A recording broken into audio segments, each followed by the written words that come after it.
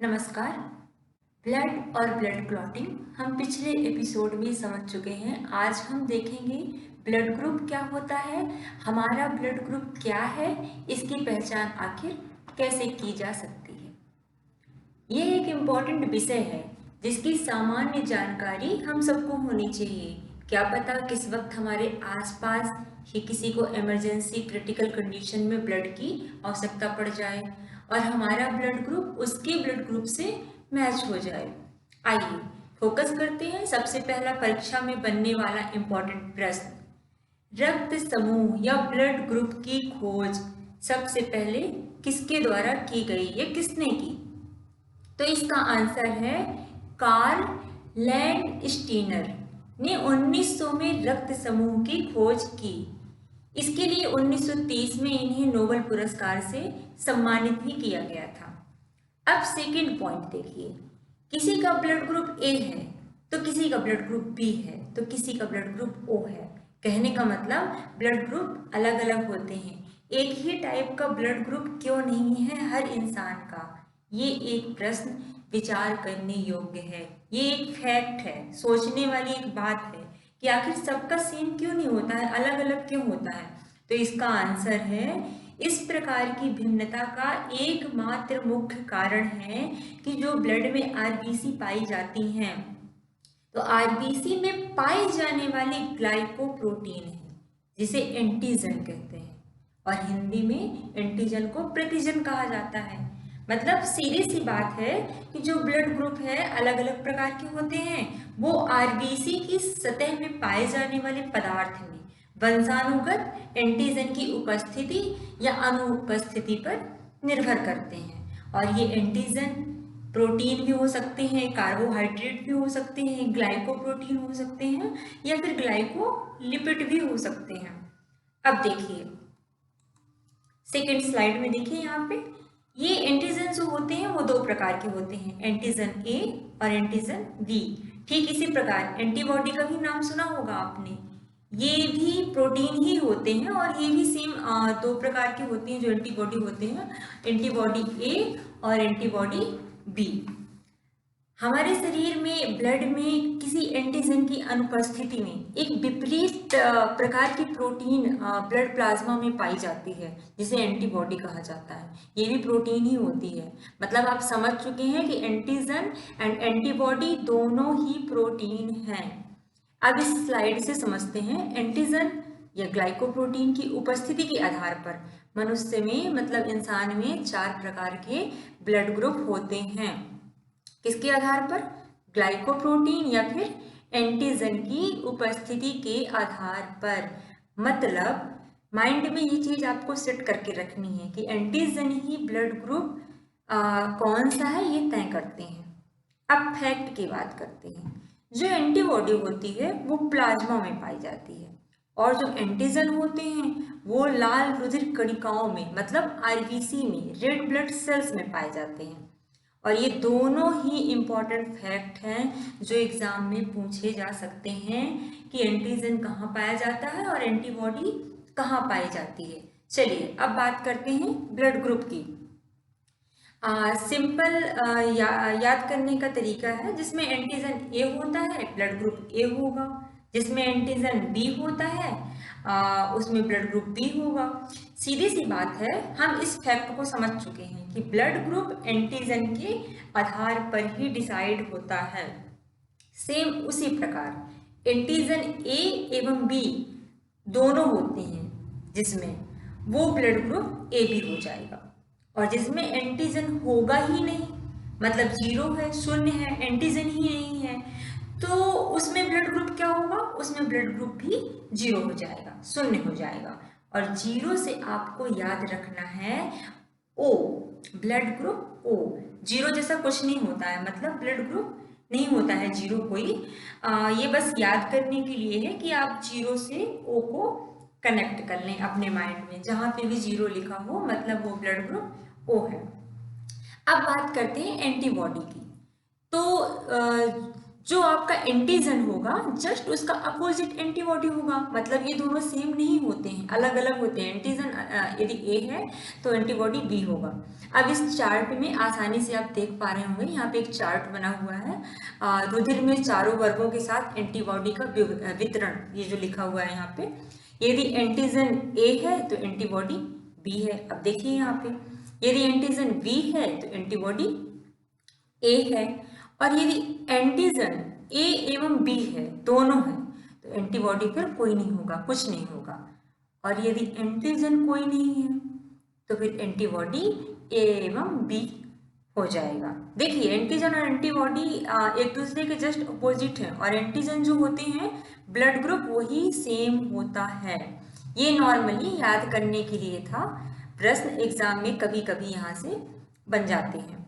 अब हम प्रैक्टिकली समझेंगे कि ब्लड ग्रुप कैसे निकालते हैं, कैसे चेक करते हैं। बट ये आपको स्वयं नहीं करना है, पैथोलॉजी है इसके लिए। हाँ, मेडिकल स्टूडेंट्स प्रैक्टिकली ये चीज़ें उनको सिखाई जाती हैं, but carefully and by process. हमें ये प्रैक्टिकल में कॉलेज टाइम में ये प्रैक्टिकल करवाया गया था। प्रैक्टिकली आप चीज़ों को आसानी से समझ पाएंगे, इसलिए मैंने कोशिश की है। यहाँ पे इस डायग्राम में देखिए, एक ग्लास की स्लाइड है, 3 वायल्स रखी हुई हैं जिसमें एंटीजन एंटीसीरा होता है, और सबसे ऊपर वाले डायग्राम में देखिए फिंगर में पिन की सहायता से ब्लड निकाला गया है टेस्टिंग के लिए। चलिए अब प्रोसेस को समझते हैं, कैसे होती है टेस्टिंग, कैसे आप अपना ब्लड ग्रुप पहचानते हैं। सबसे पहले फिंगर को क्लीन करके देन ब्लड निकाल करके स्लाइड में 3 जगह 3 बूंद डाला गया है। आप डायग्राम में देखिए, अलग अलग इसलिए डाला गया है ताकि आपका ब्लड ग्रुप कौन सा है पता लगाया जा सके। इसके बाद वायल्स में आप देख पा रहे होंगे अलग अलग टाइप के एंटीसीरा रखे हुए हैं, एंटीसीरा ए, एंटीसीरा बी, एक एंटीसीरा डी भी होता है। अब इनको अलग अलग एक एक ब्लड सैंपल में एक ड्रॉप डालने हैं, एक ड्रॉप, सिर्फ एक एक ड्रॉप। जैसे कि आपने एंटीसीरा ए को एक ब्लड सैंपल में एक बूंद डाल दिया, और एंटीसीरा बी को एक ब्लड सैंपल में एक बूंद डाल लिए आप।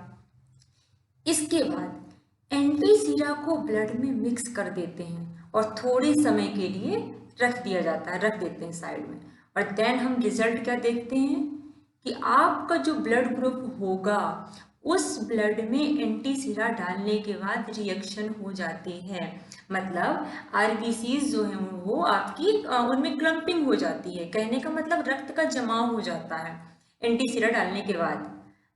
जैसे दूध में नींबू डाल दो तो दूध फट जाता है, ठीक उसी प्रकार से हो जाता है। आप डायग्राम में देख पा रहे होंगे।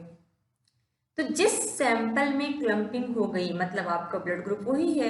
एक एंटीसीरा जो डी होता है वो पॉजिटिव और निगेटिव ब्लड ग्रुप डिसाइड करता है। ये एक सिंपल प्रैक्टिकल स्लाइड में था। बाकी किट वगैरह भी आती हैं जो फास्ट रिएक्शन देती हैं, पैथोलॉजी में यूज की जाती हैं। ब्लड ग्रुप सिस्टम 2 प्रकार से होता है। एक एबीओ ब्लड ग्रुप जिसमें blood group A, blood group B, blood group A B और ओ आते हैं। दूसरा आरएच फैक्टर होता है जो पॉजिटिव और नेगेटिव दर्शाता है। अपन डायरेक्ट माइक्रोस्कोप से स्ट्रक्चर देखकर भी ब्लड ग्रुप का पता लगा सकते हैं बहुत ही कम समय में। यहाँ पे देखिए एबीओ ब्लड ग्रुप दिए हुए हैं, type A, type B, type A B और टाइप ओ लिखा हुआ है। यहाँ पे 4 डायग्राम भी दिए हुए हैं। एंटीजन एंड एंटीबॉडी के स्ट्रक्चर से हम ब्लड ग्रुप की पहचान कर सकते हैं। माइक्रोस्कोप से देखने पर कुछ इस प्रकार से दिखता है। यदि एंटीजन ए है तो राउंड शेप में होगा, गोल होगा, और एंटीजन बी है तो वो नुकीला, तिकोना, ये कह सकते हैं त्रिभुज शेप में होगा। अब बचा एंटीबॉडी। तो एंटीबॉडी कुछ इस प्रकार का होगा स्ट्रक्चर कि इन शेप के साथ फिट ना बैठ सके। एंटीबॉडी 2 शेप में होता है, एक वाई, दूसरा राउंड शेप में वाई, मतलब यू टाइप का कुछ। तो देखिए ये आपस में एक दूसरे के साथ फिट नहीं बैठेंगे, कनेक्ट नहीं होंगे। एंटीजन और एंटीबॉडी का जो स्ट्रक्चर है आपस में जुड़ेंगे नहीं। तो इस प्रकार से हम डिसाइड कर सकते हैं कि कौन सा ब्लड ग्रुप है।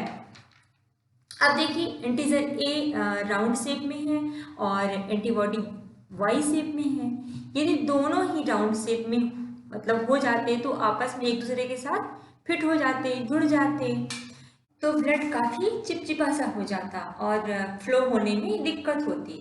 इसलिए इनका शेप अलग अलग होता है ताकि आपस में फंसे ना और आप आसानी से पता लगा सको कि ब्लड ग्रुप कौन सा है।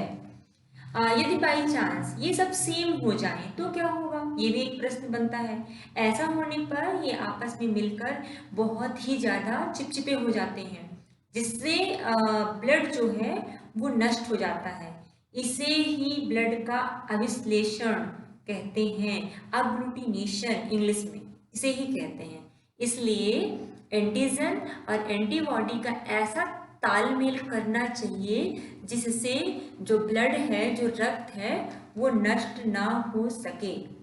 इस प्रकार से जिसमें एंटीजन ए है, राउंड शेप में है, वो ब्लड ग्रुप ए हुआ। डायग्राम में देखिए, जिसमें एंटीजन बी है, त्रिभुज शेप में है, वो ब्लड ग्रुप बी हुआ। मतलब जो एंटीजन है वही ब्लड ग्रुप होगा। बस आप एंटीबॉडी को देखिए, दोनों का एंटीजन और एंटीबॉडी दोनों की शेप अलग अलग है, सेम शेप नहीं हो सकते। क्यों नहीं हो सकते इनका सेम आकार, वो चीज मैंने अभी आपको बताई। और जिसमें एंटीजन ए और बी दोनों है, वो ए बी ब्लड ग्रुप हुआ। और इस जिसमें एंटीजन नहीं है वो ओ हो गया। इसके बाद नेक्स्ट स्लाइड में सेम चीजें दी हुई है, स्ट्रक्चर बना हुआ है। ये आपके समझने के लिए, एक साइड इंग्लिश में है और एक साइड हिंदी में है। बाकी दोनों चीजें सेम है, जो मैंने अभी समझाया वही चीज यहाँ पे क्लियरली स्ट्रक्चर में पॉइंट बाई पॉइंट समझाया गया है। इसके अलावा एग्जाम में बनने वाले कुछ इंपॉर्टेंट फैक्ट हैं जो मैंने यहाँ पे लिखे नहीं हैं, लेकिन मैं बता रही हूँ। ब्लड ग्रुप ओ जो है उसे सर्वदाता या यूनिवर्सल डोनर कहते हैं। एग्जाम में ये प्रश्न बन जाता है, यूनिवर्सल डोनर है, और ऑप्शन दे देगा group A, group B, A B या ओ। तो आपको ओ आंसर टिक करके आना है। Universal donor blood group O होता है, सर्वदाता, सभी को ब्लड डोनेट कर सकता है। और इसके अलावा दूसरा प्रश्न है कि ब्लड ग्रुप ए बी जो है उसे क्या कहते हैं। तो ब्लड ग्रुप ए बी जो है वो सर्वग्राहिता होता है, मतलब सभी से ब्लड ले सकता है। इसके अलावा आरएच फैक्टर की बात करते हैं। आरएच फैक्टर भी एक इम्पॉर्टेंट प्रश्न है एग्जाम में बनने वाला, है ना। तो जिसकी खोज 1940 में लैंड स्टीनर और वीनर ने रीसस बंदर में की, इसलिए इसे आरएच फैक्टर कहते हैं। बंदर में की गई थी खोज इसकी। इसी आरएच फैक्टर से जुड़ी एक बीमारी बच्चे में देखने को अक्सर मिलती है। यदि पिता का आरएच पॉजिटिव है और माता का आरएच निगेटिव हो तो जन्म लेने वाले शिशु की जन्म से पहले अथवा जन्म लेने के तुरंत बाद ही मृत्यु हो जाती है। इसे एरिथ्रोब्लास्टोसिस फिटेलिस कहते हैं। एग्जाम में बनने वाला ये इंपॉर्टेंट प्रश्न है कि एरिथ्रोब्लास्टोसिस फिटेलिस किसकी वजह से होता है, कौन रिस्पॉन्सिबल है। तो इसका आंसर होगा आरएच फैक्टर की वजह से। एंड इन लास्ट ये जरूर कहना चाहूँगी कि हम सबको अपने ब्लड ग्रुप का पता होना चाहिए कि हमारा ब्लड ग्रुप कौन सा है। और साथ ही साथ यदि हम हेल्दी हैं, स्वस्थ हैं और कोई विशेष बीमारी नहीं है तो ज़रूर ब्लड डोनेट करना चाहिए। आज के लिए इतना ही। Thanks for watching and subscribe my YouTube channel for more updates.